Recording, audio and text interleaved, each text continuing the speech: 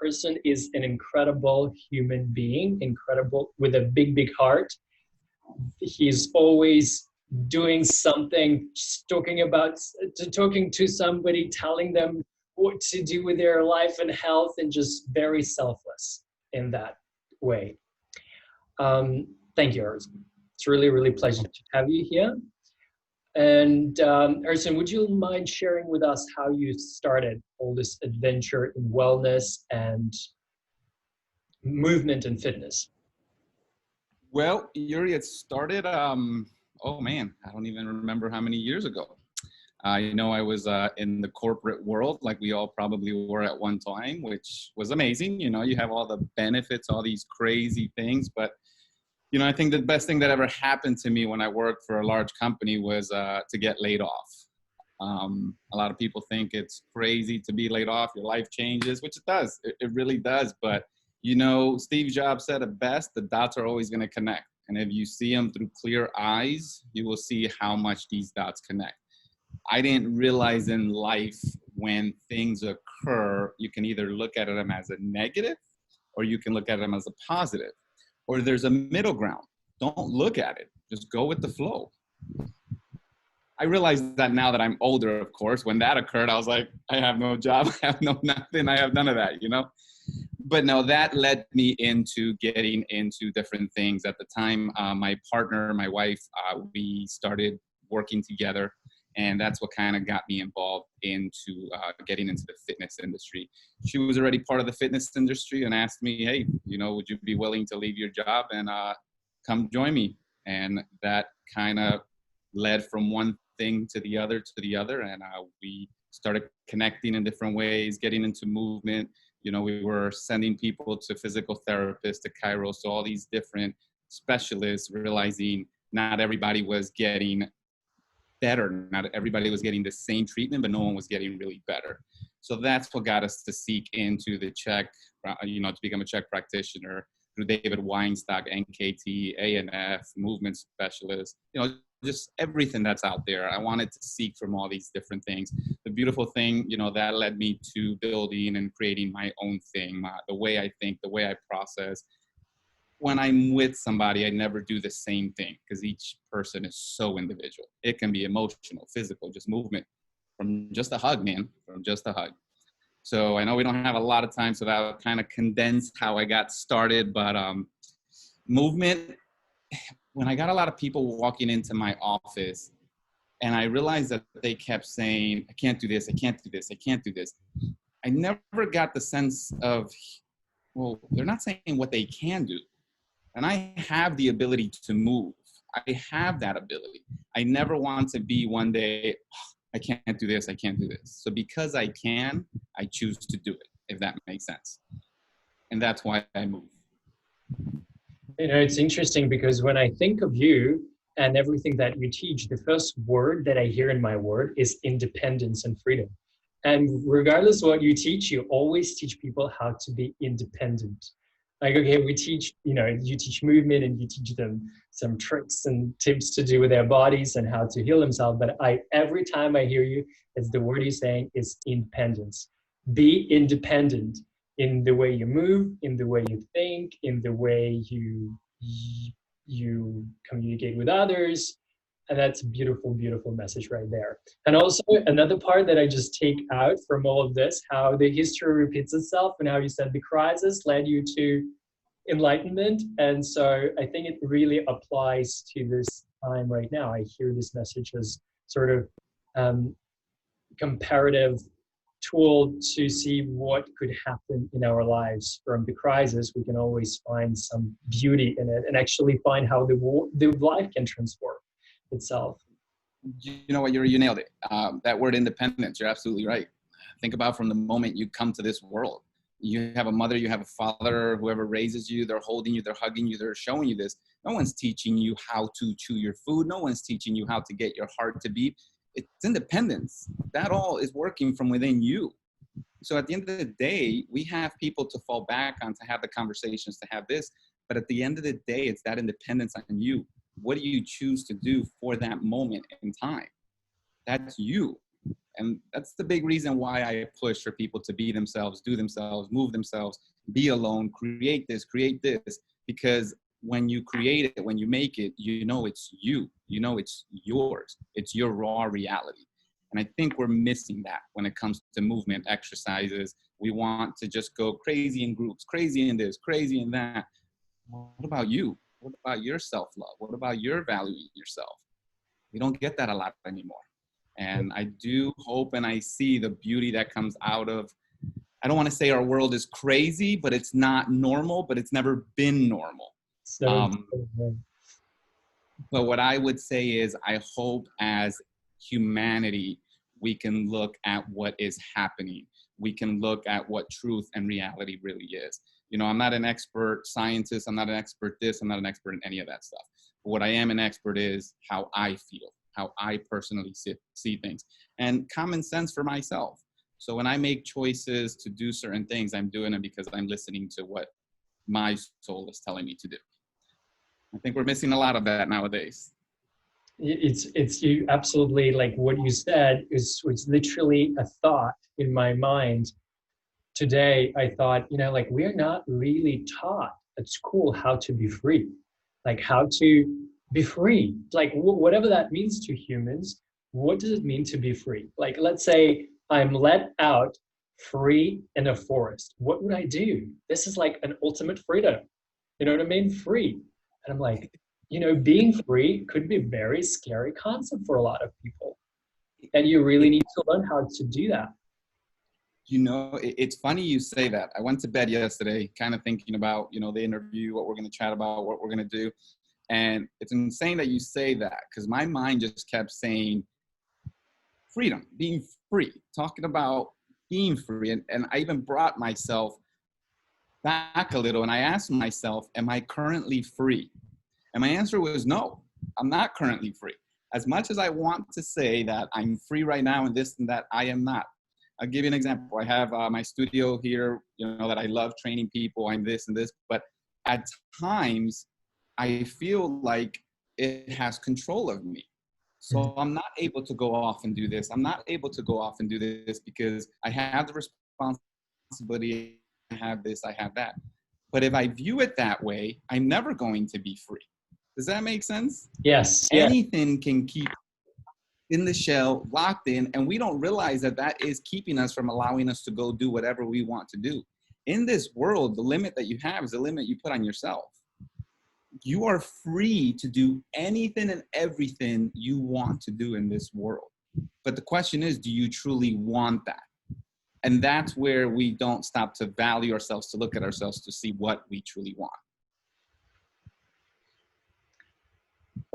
Like an absolute idea of, like, I literally was thinking of it yesterday, how there is this depth to freedom. There's could be like freedom of conditions in life, but there's also freedom of our fears and how they come. Sometimes we're like, oh, I'm so free, I'm limitless. And there's this one fear that is somewhere in the depth of your psyche.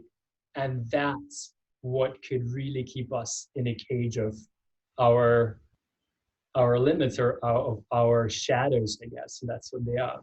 Right. So this is, I believe that that's an ongoing work. When if someone lives in society, you always reassess, go back and forth with where you are in terms of freedom, and how much you're liberating yourself from different things.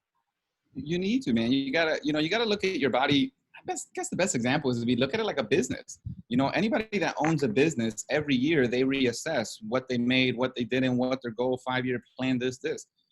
Do we sit down as humans and say, well, let me reassess my breathing, my movement, my thinking, my processing, we don't. We truly don't, reassess the way I'm living, the way I'm exploring, how long am I sleeping? Am I getting enough sunlight? We don't, because most people don't value those things. They value getting to work, being here on time, doing this, going there, going here, having this, having that. And I think one big thing for me, myself, and I'm going to use as an example that has taught me the quarantine and everything that's going on, is I really don't need a lot. to survive. I really don't. And I knew that from before, but it's a good way to remind you that you don't need a lot. And then it made me realize, well, why am I trying to do so much if I don't need as much? If that makes sense. Absolutely. Just, getting ready for the interview, I have 3 shirts that I wear here. And this is my 3rd one. I'm like, I'm going to be really, really creative. And this is the 3rd shirt that I brought on my so-planned 10-day, vacation away from New York as the whole situation was started. And I'm like living my 3rd month on an island thinking, who needs to go back to a closet full of clothes? Like, what for? I lived so well with 3 shirts my whole entire 3 months. So at the time, we wear the same 3 shirts all the time anyway. We have those closets full of stuff, and we pull out the same thing that's comfortable, and this. It's always like the beauty of being in fitness all the time, that you don't really need to think too much about what you are wearing. So diving back to the, I guess, question that I planned to ask you, is there something, so apart from freedom part that we just kind of discussed, is there something else that you are realizing within this time that you have forgotten within this global retreat sort of situation? I think one thing that I have forgotten and it has reminded me is to slow down. For me, myself, I didn't realize that as much as I want to say and I want to show that I'm relaxed, this is teaching me that I have been missing out on the downtime, on the not having to be there, not having to be here, not having, you're not in the moment when that occurs. You're trying to get to the next thing. Okay, I got to be at work on time. I got to prep for this. Like your mind started that like hours before. This has allowed me to say, if you really stop and think, businesses, certain things have shut down and stopped. The world is still going. So I can take time to say, let me spend more time with my family. Let me do those things that I wanted to do. Let me go for, I got a longboard, so I went for a ride the other day. It's things that I didn't realize I missed to do because I kept saying, I don't have the time. I got to do this. I got to do this. I got to do that. So to me, it's slowing down. I have felt that I slowed down some. And as crazy as it sounds, I've enjoyed it so much that I want to slow down even more. If my client is going to be happy with that, I don't know. Remember, I was supposed to be in Puerto Rico hanging out with you guys. And, so my goal is to slow down even more and listen to myself even more. Oh, thank you. Well, thank you for saying this, because from many people that I know, you would be one of the person who actually practice what you preach. Like you are pretty mindful in your daily life, because I get to like room with you and I know how you are. So you're slowing down all the time, you're taking time, and saying that person like you yourself slowing down even more and looking for even more of that. I'm on the same page with you. And totally. So one thing about that, Yuri, with the slowing down, that to add into it, that I didn't realize, like, when me and you have room and we've just talked and conversated in this, it's like, even though we're just talking and conversating, we don't realize how much that's still taking energy from us. You know what I'm saying? Yeah. And then we're prepping to go speak to the next person, coming back, recovering, re-talking. I feel like that is slow, but that is not, like you just said, slow. So what I would say to people is, look at your life. And if that is not slow, slow it down even more, and then even more. And that'll actually be what a normal, slow life means. And the reality is, look at what you're living right now. You are walking out, seeing the beach, seeing the sun, not having to jump in a car to go here, not having to jump in the car. It's actually living, man. It's actually so I am jealous. Yes, it actually is living. Something that came up to me is when I know that you started seeing clients and you were doing some work virtually as well with clients. As people are forced to slow down, and for a lot of people, it's uncomfortable to slow down, right? Like we said, like freedom, right, could be uncomfortable. And finding tools for freedom is not easy for people. Slowing down is not easy for a lot of people as well, especially in this country, in the United States. What do you notice any difference in how people bodies are responding to like the way that our injuries are they are getting more inflamed, or do you feel like there is less inflammation in the bodies? Because we are all one big collective body anyway. Massive. I've seen a huge difference. And, I guess I didn't initially pay attention to it. I was just, okay, clients are doing what I'm asking them to do, because we all think our clients are going and they're doing exactly what we need to do. The reality is some of them don't, some of them do, some of them don't, and they still struggle. I had one of my clients, he's been having knee pain, all these different things, joint pains. So since this happened, they've been eating at home. I mean, he is moving the best he's ever moved. He came in the other day to my workout class and he goes, Ersin, he goes, everything hurts. And I was like, well, what did you do differently? He goes, do you think ordering Chinese food might have done this to me?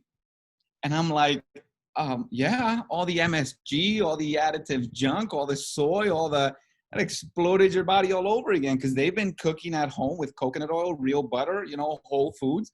And then you order Chinese food and it's like, come on, man, we know what it's full of. And he said, you got to be kidding me. He goes, yeah, the next day I felt my joints. So 2 days later, after going back to good eating, absolutely zero pain. He came yesterday with the workout class. We put some of the old school music, like the 50s and 60s, and he's dancing around the studio. And I'm like, yeah. And that's what he said. He goes, I cannot believe how much this is making me realize how important putting food in my mouth is. Well, what you put in your mouth and to eat, it's massive. But yes, I have seen a big difference now. My clients that unfortunately, it's TV watching, it's paying attention to what the media is putting out, it's going the complete opposite. It's more inflammation, more stress, more this, more that. Fear is going to drop about what? Is it almost 40% of your logic thinking, I think it is. And you go to flight or flight and you got to survive and you got to, and it's like the reality is, you know what? Stop. You'll survive if you check yourself and you listen to yourself and you listen to what the body tells you to do. We will all be fine. We'll all be fine. Yes. We'll all be fine. So in terms of, we got like one tool, nutrition. Like, what would be other aliveness tools that you prescribe people? Movement would be another one. What else do you recommend people to do in order to stay alive? Just like truly alive and thrive in their aliveness. The biggest thing I would say is breathe. Breathing. Breathe.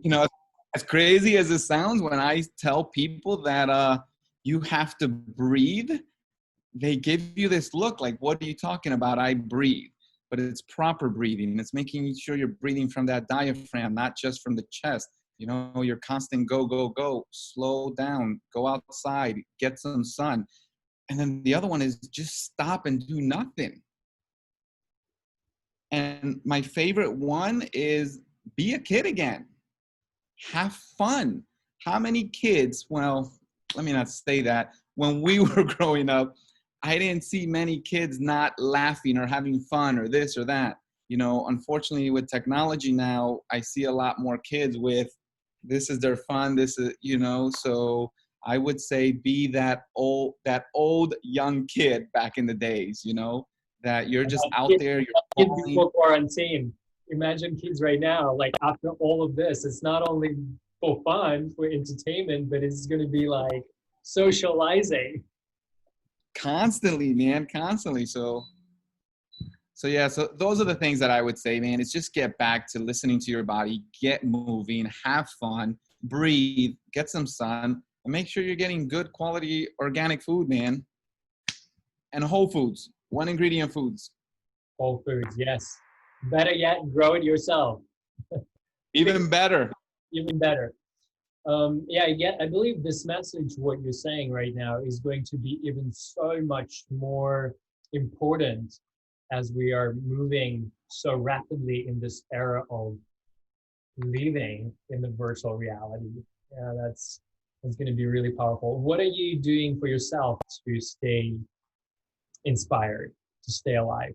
Breathing. I know that Breathing. on whole foods, you like really paying attention to what you're eating. Breathing. What else? You know, I've been getting out. You are always reading. You are always reading. You have a book on your bedtime table all the time. You're always reading something. What are you reading now? So it's insane. I ended up grabbing the Four Agreements. Oh yes. Oh yes, for agreements. So I have it on audio in my car at the same time, but I also have the book. So I just grabbed it and I try to read that book at least, you know, every other year or get a chapter in this. You know, it's just a great reminder. But that's the biggest one. It's been that. And then the other thing is just getting out with nature. I have been craving nature. I have been wanting to touch the trees, feel the sand, and that's what I've been doing. So any opportunity that I get, I try to go either by the water or find a park or just sit. It's Florida, so it does get hot very fast. But you know what? It's kind of like I said, I have the sun. So Yeah. why not enjoy it? You know, because it can always get worse. We know that. And that's what I've told some of my clients. I said, appreciate where you're at. Think about last year. Last year, whatever you were dealing with that was so horrible, you probably want to go back to that because right now, a lot of people are stuck in their homes. You can't go out. You can't do this. So it can always get worse, man. So I look at it as the sun is available and it's free. I don't get charged much to get the sun. That beautiful oxygen out there, the air is free. So I'm going to enjoy that. And, you know, the trees are free. So you might as well go out and enjoy nature. Absolutely. Absolutely. In terms of your own daily routine, do you have like a practice that gets you in line? Like, do you have a specific structured element that gets you back to breath? You know, I think we chatted about this last time at the last conference when I said I don't have much of I got to get into a structure, a set this every morning. And then I think you said, yeah, I get up and I do this, I do this, I do this, I do that. I was like, oh no. Right. And I'm like, I need my hour to prepare for the day. And Yeah. like, no. I will say for sure my structure, the one thing is I do brush my teeth and shower and get dressed. That's fantastic. That's a great way to clean your mind as well. That's it. But the one thing that I have kept, every morning I get up, once I'm done with that, I always do some kind of stretching, get the body moving, get the blood flowing.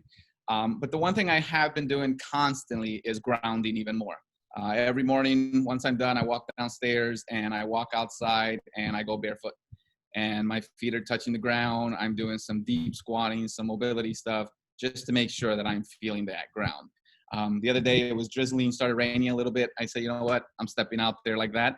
It felt amazing, you know, to be able to feel the earth in so many different ways, dry, you know, with everything, with wet, with you name it. And it just helps rejuvenate and heal the body so much more. So that's one thing that for sure I try to do. And I try to also incorporate a midday nap if I can, 10 to 15 minute power nap. And yeah, and you know, I've had clients that want to book in at that time and I say no, man, because I have to get I'm gonna call it my happy nap. I got to smile after that. It gives me so much energy. So I would say those are the two things that I stay consistent with everything that's happening right now. So Big yes to naps and big yes to grounding. It's interesting as you're speaking of rain. It's like a downpour here, so I'm not sure if you can hear it. It's like just really crazy wild rain, which I'm very happy about because it's not so hot. You know, it feels so good right after it's rain. Yeah, to sit out there and just hear the rain and just smell nature and all that. I love it after it's rained. It's absolute blessing. Let me look at the questions. If we got any serious questions that we need to address.